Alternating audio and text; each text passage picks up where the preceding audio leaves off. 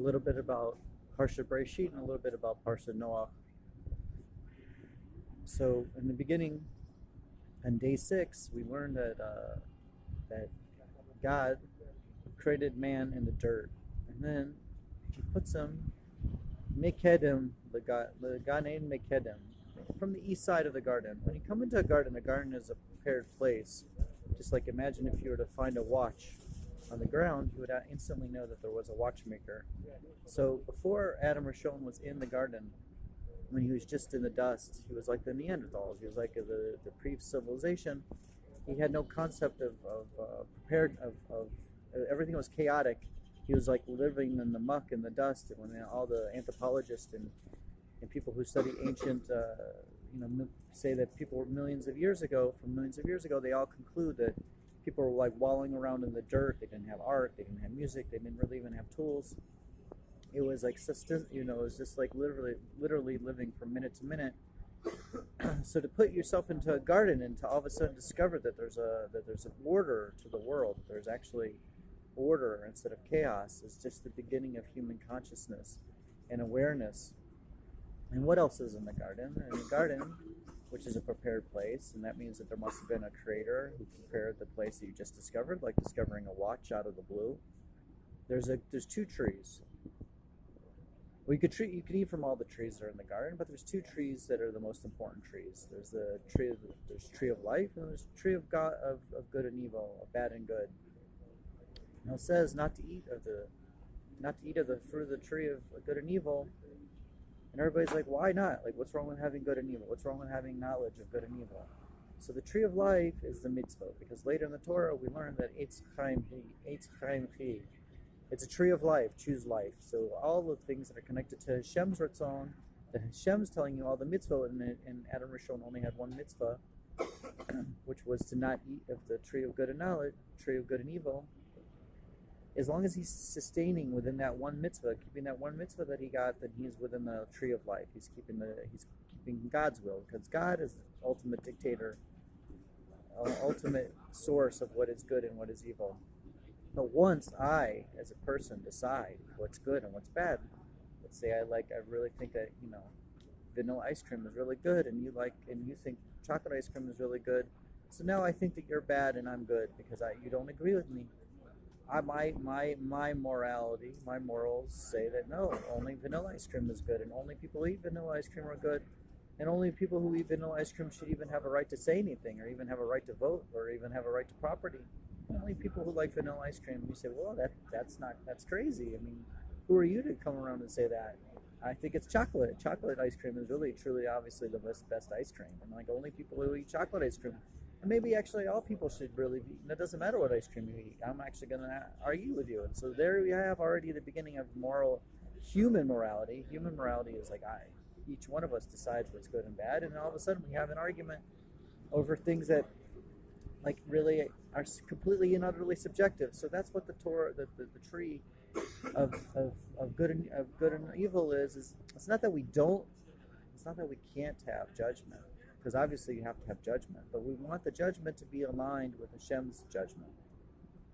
So once we eat from the tree of good and evil, and we all start all of a sudden having our own subjective truth that's not connected to Hashem, we're already in the state that Adam Rishon was, that we have to be kicked out of the garden, because now we have to actually make decisions, and now it doesn't matter if it's prepared or not prepared. Now we have to live in the world of subjective morality.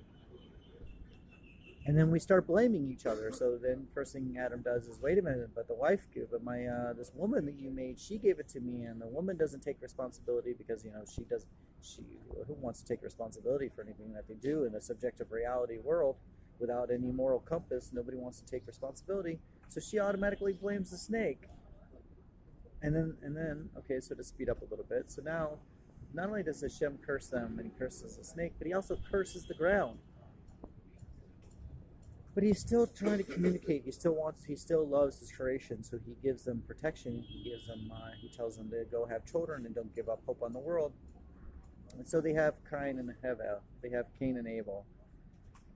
And Cain, what is he doing? He's working the land. Now the land was cursed. He's working literally in Sin City. It's like he's mamish. He's like a Chabad rabbi working in Las Vegas, or like in some prostitute den. He's like this rabbi in a prostitute den, or whatever it is. He's like literally working the thing that's been cursed by God. He's working the land, and then he still, even though he's doing that, he still has a self-awareness that God created the world. I mean, he is the son of the first guy, so he definitely knows that there's God created the world. Even though they're no longer in the garden, and even though it's a chaotic world, he still knows that there's a God in the world. So he gives an offering, but he gives like the worst of his offerings. Rashi says that he gives his rotten fruits. So like, what's that? Like, what do you mean you give your rotten fruit? And then Hevel, what does he do? He's a shepherd. He doesn't live in the world of chaos. He lives in the world of order, and he works in the sheep business, and the sheep have multiple purposes. You can get the milk from them, and you can get cotton from them, and so he works with an animal that's very productive to other people, and not just self-sustaining. And he gives the best of his fruit. He gives the best of his sheep. He gives the top quality sheep to Hashem, and then his sheep is taken, and then Cain gets angry, and Cain kills Hevel. Even though Cain kills Hevel, Hashem still talks to him. He says, listen, even when he's upset and angry, he said, after he gives the offering, he says, listen, don't get upset. Don't get upset. Don't let sin rule you. It's outside of you. Sin's not a part of you. You're not a sinful person. Yeah, you're working in a bad situation. You have a terrible job. You're working in a prostitute den, or you're working in the middle of sin. I don't know, like an opium den or whatever he was doing. The bottom line, you yourself are not a sinful person. You rise up your face, be happy, li'ot b'simcha. And Cain didn't, unfortunately, he didn't see it that way, and he took a Hevel to a conversation, and then he murdered him. And then Hashem's still trying to help him out. He's still trying to talk to him. He's still talking to him. He's still talking to a murderer.